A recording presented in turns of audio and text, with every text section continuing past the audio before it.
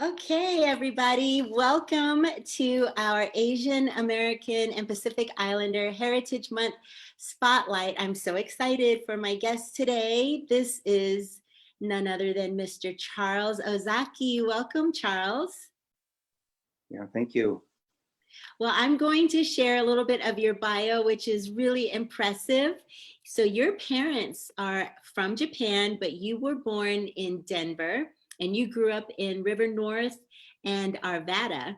And you graduated from CU Boulder, go Buffs, with your BA in political science.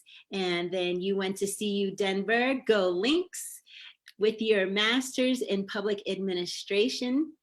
You started out as an assistant to the city manager of Westminster, and then this is a really unique journey that you took. You became circuit rider city manager of Norwood and Nucla, Colorado, then circuit rider city manager Colbrand and DeBeck, Colorado, assistant city manager of Broomfield, deputy city and county manager of Broomfield, and then city and county manager of Broomfield, which you retired from last year. And you are a volunteer senior advisor of the Colorado City and County Management Association and International City and County Management Association. You are a past president of Tri-State Denver Buddhist Temple, board director for Tri-State Denver Buddhist Temple, board member of the Buddhist Churches of America Endowment Foundation. You're also on the board of the Institute of Buddhist Studies, board of the Sakura Foundation, and Sakura Square LLC. You're a board member of Japan America Society of Colorado and also a board member of the Mile High United Way. And it's a good thing you're retired because now you can add more volunteer work to your schedule. Yeah, I think I have plenty to do right now. I think you do. It's amazing. Now, I interviewed your amazing daughter, and she definitely has your smile.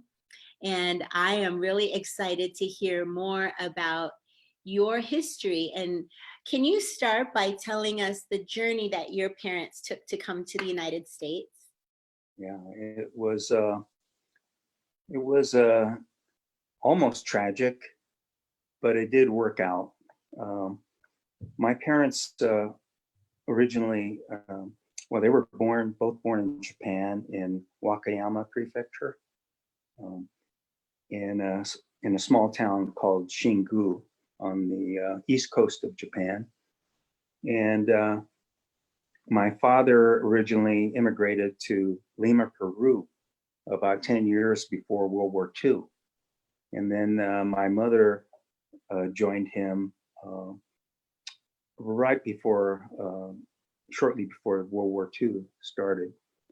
But when the war started, the US government decided that they wanted to kidnap and hold Japanese nationals as hostages in the United States. And so they worked with the government of Lima, Peru in order to do that. And so the government of Peru allowed the US government to come and take Japanese nationals from Peru and bring them pretty much forcibly to the United States. And so my brother actually was born right before my father was taken. And they took my father to Crystal City, Texas. And when he landed on US soil, they confiscated his passport and declared him an illegal alien, and then kept him incarcerated along with several thousand other Japanese nationals from Peru in Crystal City, Texas, at a special internment camp. And there he stayed, and it was interesting and challenging for my mother, since she was not able to, make a living in Peru after my father left. My father had some success in establishing a business in Peru. He ran a parquet wood floor construction company in Peru. And so he tells some pretty good stories that, you know, he never had to do the physical work, but he did all the business work. And they had a very as better than middle class lifestyle right before the you know, until the war broke out. And then when he was kidnapped, you know, that left my mother having to just try to sell things to make do while my father was being held in the United States. Eventually, they let my mother travel from Lima to Crystal City with my brother, and they were able to join him in that special camp. And so that's where they stayed during the duration of World War II. And eventually, the war ended, and they didn't really have anywhere to go, except they were allowed to go to a place that would sponsor them. And there was one place in New Jersey, Seabrook, New Jersey, it was called Bird's Eye. You know, it's the company that does the frozen vegetables. They would sponsor people like my family at that time, but at that time they had too many kids. I had two sisters that were born in the camp. The one sad part of the story was that when my mother was taken to the camp, she was actually pregnant at that time too. And when she got to the camp, my oldest sister was stillborn in the camp because they had part of the reason was they lacked, you know, good medical services at the time, and as well as who knows what else went into that. But two other sisters were born in the camp, and then that constituted too many people for Bird's Eye.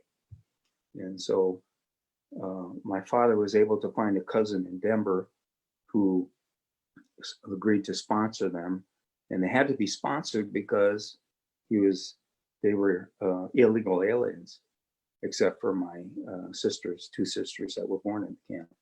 And so they came to Denver, and they were able to start, you know, life in Denver. And you know, fortunately, besides my father's cousins, there was a Japanese American community in Colorado and in Denver. And a lot of that was due to Governor Ralph Carr, who invited Japanese Americans to come to Colorado and live free here, even though many of them came to Colorado forcibly and were kept in the Amachi internment camp down in southeastern Colorado. But there were other Japanese Americans who, you know, were not incarcerated in Colorado, mainly due to the efforts of Governor Ralph Carr. But when my parents came to Denver, you know, they found a supportive Japanese American community. A lot of it centered on the Tri-State Denver Buddhist Temple. And we were fortunate as a family to be able to have that community support at that time. But, you know, we also had to live within the kind of the cultural and economic circumstances of the time. And so many of the Japanese Americans that came to Denver and had to find places to live actually had to live, you know, in the old days, we used to call it the ghetto, where the projects were and where people of color lived. And it was interesting for our family and for me, you know, to grow up in a minority community in Denver. It was a positive experience for me, as I recall, in terms of social and personal, but it was challenging, from a socioeconomic standpoint to be growing up in that circumstance as well. But Wow. yeah, so that was the basics of the story. Mm-hmm. My father, when he came, he had a family, and so my mother had to take care of the family. So he actually was able to find a job pretty quickly, and he worked for an egg company that processed, and packaged eggs during the day, and he had washed dishes at the Brown Palace at night. Wow. And so they eventually found a place, their own place to live where they could purchase. So they bought a property at here on the 2700 block of Larimer, and they bought what was called the TY Market, and it was a small grocery store. And so it was something that my mother could do during the day. She could run a little grocery store. And then my father eventually became a gardener and mowed lawns. And so that's how they were able to make it in their new circumstances, that they were basically forced into. Your And family so, are survivors for sure. yeah. Well, what's interesting about that experience of Japanese nationals coming to the United States, they were forced to be immigrants, and they were incarcerated. And you kind of compare that story to the immigrants of today who voluntarily want to come to the United States, but then the government incarcerates them in camps. And so it's not, it's the wrong history being repeated again. And so it's for those of us, who are associated with that experience, we really have a deep feelings for these immigrants who are imprisoned by the United States government. And so we think it's not correct way for the United States to work with people who want to come here. So They just Charles, haven't. Sure. your story is so compelling, and to think that it was just one generation before you, your Yes. parents, and then for you to become a city manager in one Mhm. generation, that's really amazing. Can you tell me more about your journey, and like, what does a city manager do, and how did you get on that journey to such a high position? Yeah. So one good way to explain what a city manager does is to compare it to a corporation. If you compare a local government to a corporation, a lot of the cities around the country and in Colorado have what's called a council manager form of government. And if you look at the city council as a board of directors, and the mayor as the chairman of the board, and they adopt policies in terms of running the corporation.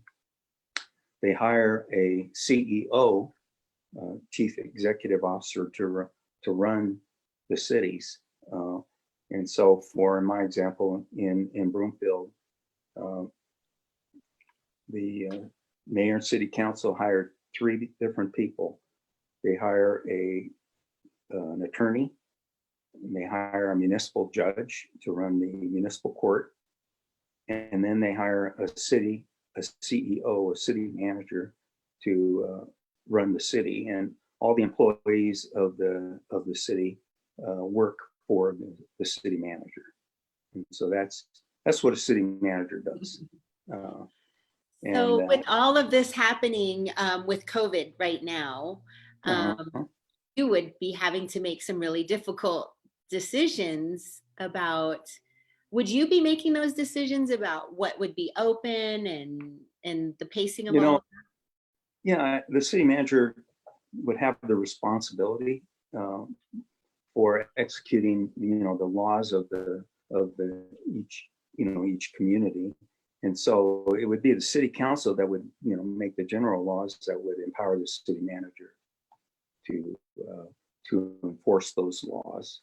And so, yeah, it does fall on the city manager to be the one person in charge, to be sure that those things are done. But then in most places, there are excellent staff people uh, that are empowered to conduct the businesses of the city or the county um, that would enforce that. And a lot of the health requirements are executed by counties, and so they're the primary enforcer of, and the county health department would be the enforcer of the health regulations with support by either a county sheriff or a police department, um, to do the actual enforcement. Um, it just so happens that Broomfield is the second city and county in Colorado. So we have a combined city and county. Denver was the first one, and they became a city and county over 100 years ago. And then Broomfield became a city and county in 2001. And so, Wow, so yeah. much to learn about governance and civics and how decisions are made, because I think Mhm. more and more people are learning about how these decisions are made in our government, especially under the circumstances of who's making what decisions. I think That's it's right. important for people to understand who to write their letters to. That's right. And it may be the first time that the government is actually imposing on their personal liberties through regulation in order to um, try to make the the environment safe, for everybody. Um, and so, yeah, it's a very challenging time for local government and state government officials. Well, I definitely respect the decisions and the weight of those decisions for all of you who are in these high positions, whether elected or hired to do. These are very difficult times. And so, Mhm. um, turning to something a little more positive, Mhm. during COVID, what's something that is putting a smile on your face and bringing you joy? Yeah, I think it's the collective effort of people. People went through a process of really trying to understand, what's going on. But then once they got that understanding, the idea that they want to do their part, and one of the things that people do, the general public do, is appreciate uh, what what the first line people are doing.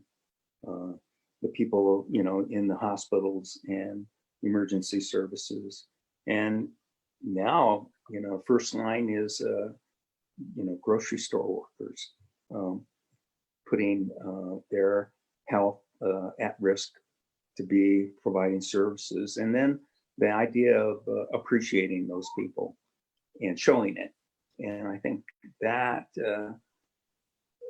that's something that collectively you see a lot of, of that appreciation, which in prior circumstances, there was all these different lives that were, people going about their daily lives, and they weren't being impacted in the same way they are today, collectively. And so I think there's I'm real hopeful that there's going to be a stronger sense of working together to make sure that we're able to deal with these types of circumstances in the future.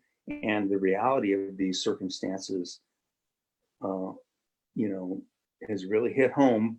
And it also means that it can happen again. I think once we come out of this, we may not be out of it, I think, is the problem. And we may get hit again. And it'll all depend on, it's going to depend on people in managing what they do with each other and around each other to control what goes on. And so I think we may be challenged again. And if it's not, if we get through this well, then I think the possibility of the next COVID 20 might be out there as well. So I think the reality of that being a strong possibility, for all of us, really is going to, maybe we'll learn as a humanity how much better we can deal with this going forward. And we're all more in the same boat than we thought we were before. Wow. Well, thank you, Charles, for your words of wisdom and for your many, many years of service to our community and your volunteer work. Our generation really appreciates how much you are preserving our history and that you are continuing to lead in the Asian community. And so thank you for being my spotlight today. Oh, yeah. And thank you very much for inviting me. I enjoyed being on your show, I guess. My show. Your show. Well, you be well, and I'll talk to you soon, okay? All righty. All right, Yeah. take care. Bye-bye. Bye.